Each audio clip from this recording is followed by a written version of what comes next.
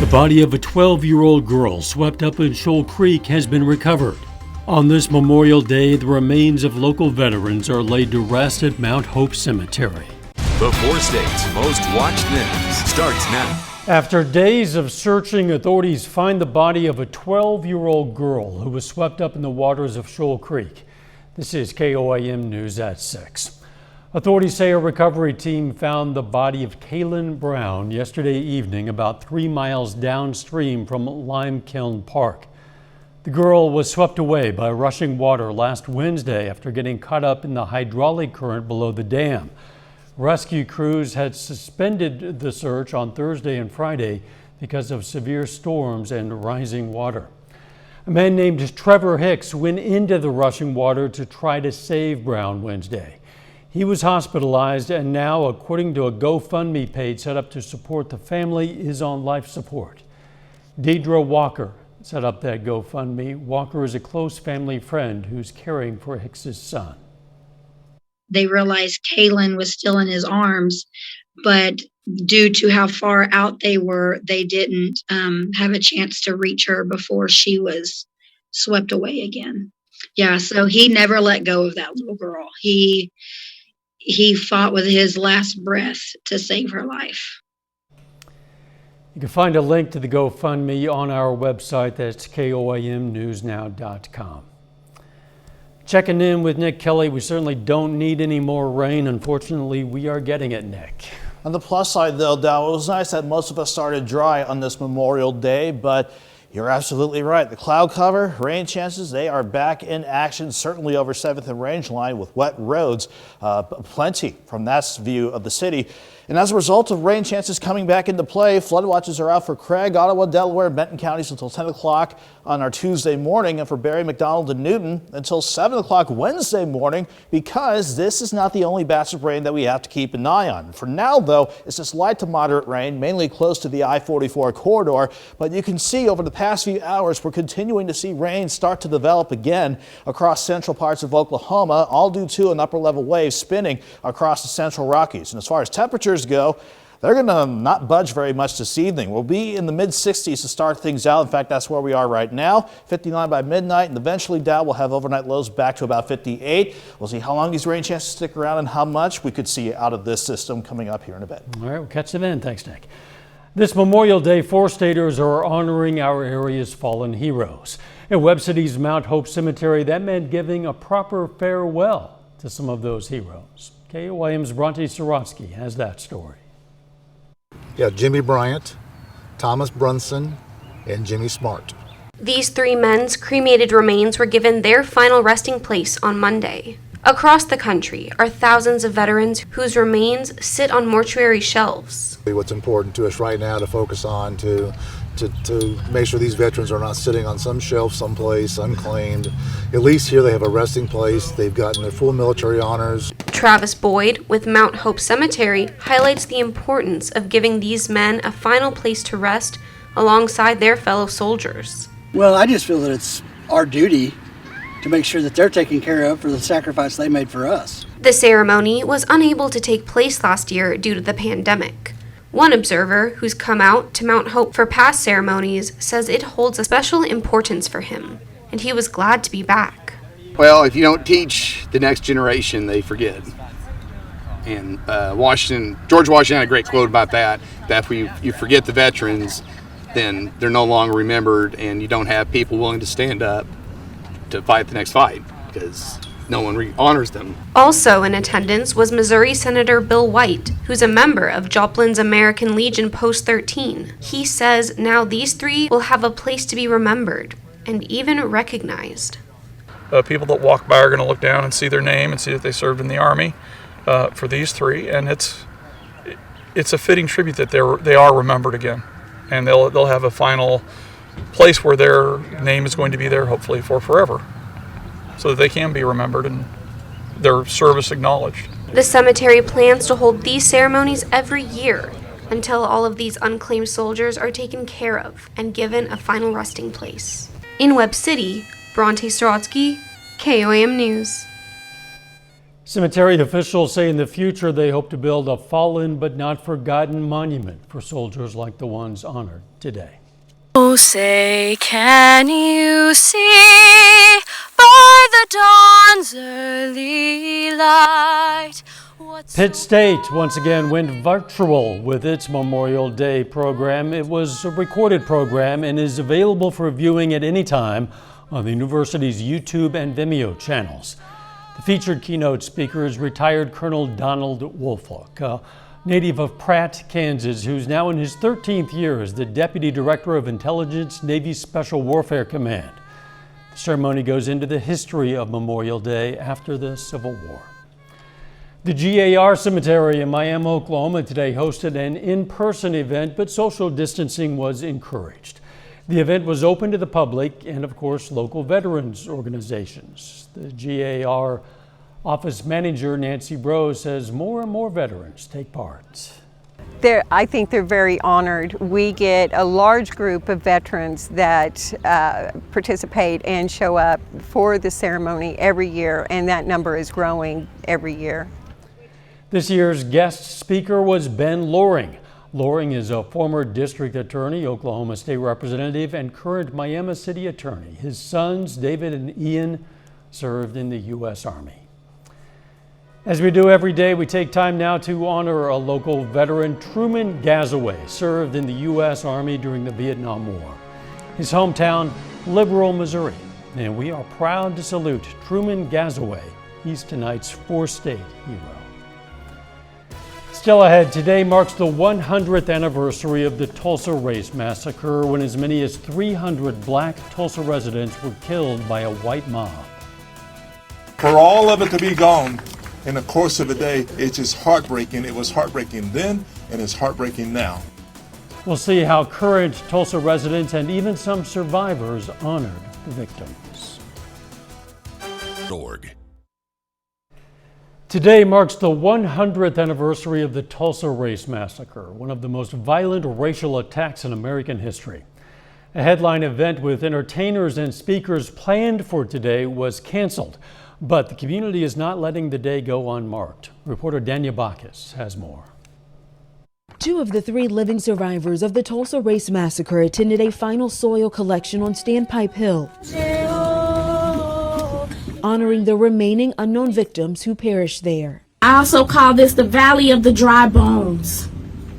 And these bones have been speaking out for a very long time. This Memorial Day is the 100th anniversary of the Tulsa Race Massacre, in which a white mob killed some 300 black residents and destroyed the thriving Greenwood business district. For all of it to be gone in the course of a day, it's just heartbreaking. It was heartbreaking then, and it's heartbreaking now. The emotional and economic effects have been felt for generations and sidelined in the history books. I remember specifically being told that they were not allowed to speak about any of the stuff that happened here, and that's not okay. Jalen and Isaiah Riley's parents brought them to the only building that withstood the massacre, Vernon AME Church, for the dedication of a prayer wall where everyone is welcome to pray for racial healing. It's a beautiful, diverse group of people. We want to stand in support of everyone who's seeking reparations and who's seeking that healing that never came. Monday's Remember and Rise event at One Oak Field, featuring singer John Legend and a speech from activist Stacey Abrams,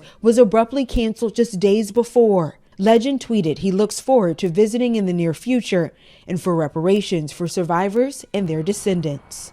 Danya Bacchus, CBS News, Tulsa, Oklahoma. President Biden will be in Tulsa to pay his respects tomorrow, the same day the city plans to start digging in an area that could contain a mass grave of victims from that massacre. Now tonight at 9, Gayle King, co-host of CBS This Morning, will anchor Tulsa 1921, an American tragedy. It's a 1-hour CBS News primetime special marking the 100th anniversary of the Tulsa Massacre. Again, that's at 9 o'clock tonight right here on Channel 7. Arkansas joins 18 other states in mandating public education about the Holocaust between the 5th and 12th grades. Holocaust awareness advocates point out that 31 states do not have such curriculum. That includes Missouri, Kansas, and Oklahoma. The resulting ignorance is apparent in opinion surveys. For instance, In a survey last year, about 63% of Americans did not know that 6 million Jews died in Nazi German concentration camps. 36% of Americans believed the death toll was under 2 million. And in one of the survey's most disturbing findings, 11% of millennial and Gen Z respondents said they believe Jews actually caused the Holocaust. Advocates say those findings are a wake-up call about the importance of making sure a younger generation benefits from the tragic lessons of the past. Missouri Governor Mike Parson today granted 36 pardons. The governor's office is not releasing the names of who was pardoned. Officials say that's due to privacy concerns. They say they want to inform the family members first. Later, Branson police searched for a suspect in a shooting at a bar that left 2 people dead. Plus, rain chances are back in the forecast. We'll focus on that, and thankfully, a warming trend on the way, too. That's up next. You're invited.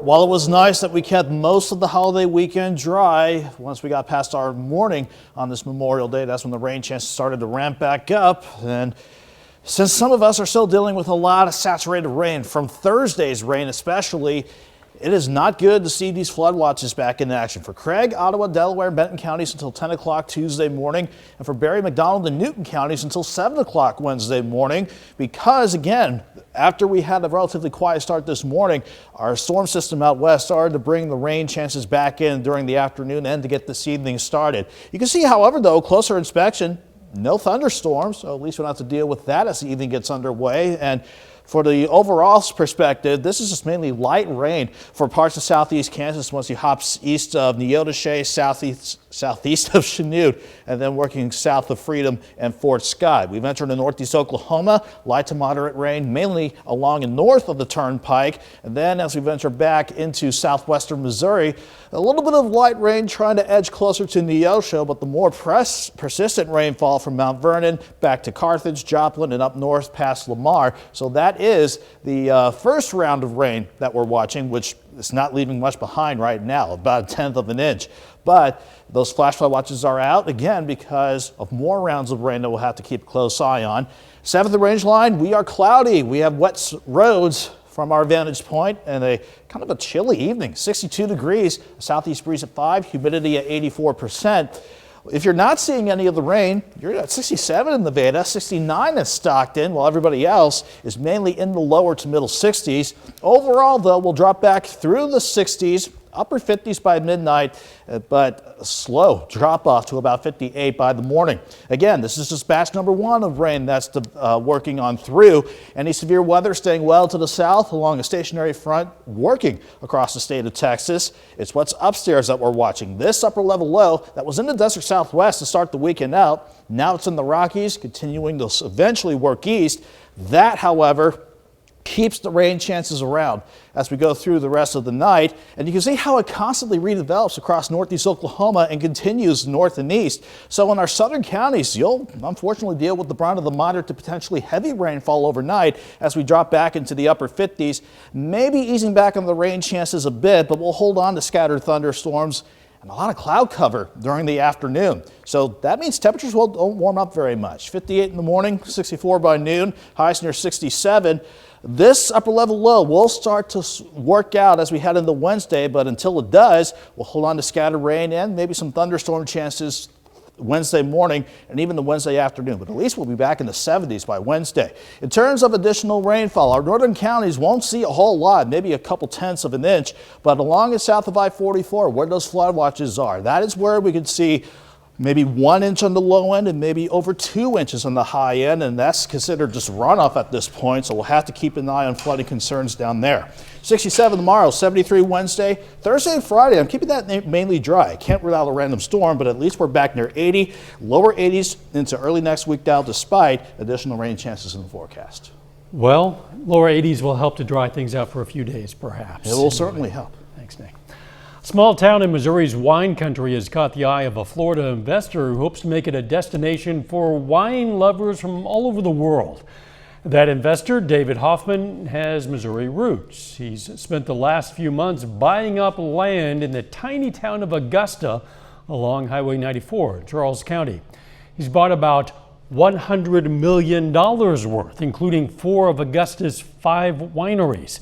He's also bought up commercial property and plans a golf course and hotel. Hoffman sees the region as Missouri's own version of Napa Valley, but some worry the town of 290 residents could lose its unique charm. Still ahead, a makeshift memorial honors the victims of a shooting at a Branson bar as police continue to search for the killer. This is not acceptable, and we need to go find who did this. We'll have the latest on the investigation. Police in Branson, Missouri are investigating a deadly shooting over the weekend. 2 people were killed outside of Famous Dave's restaurant in Branson.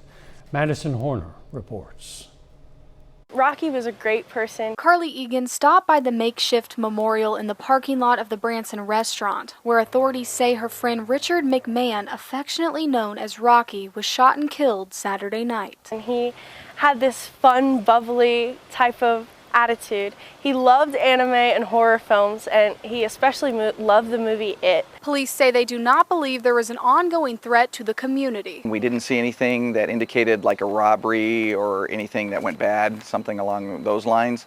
So we do have some persons of interest that we want to reach out to, and that's why we're keeping information close to the vest on this one. No arrests have been made. However, Branson PD says they are working to bring the community more answers. We express our condolences to the family. This is not acceptable, and we need to go find who did this.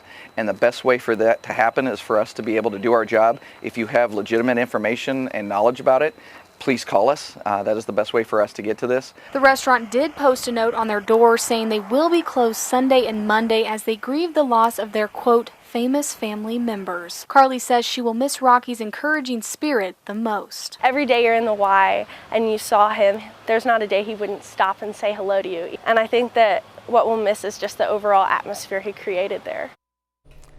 A final check on the weather is next.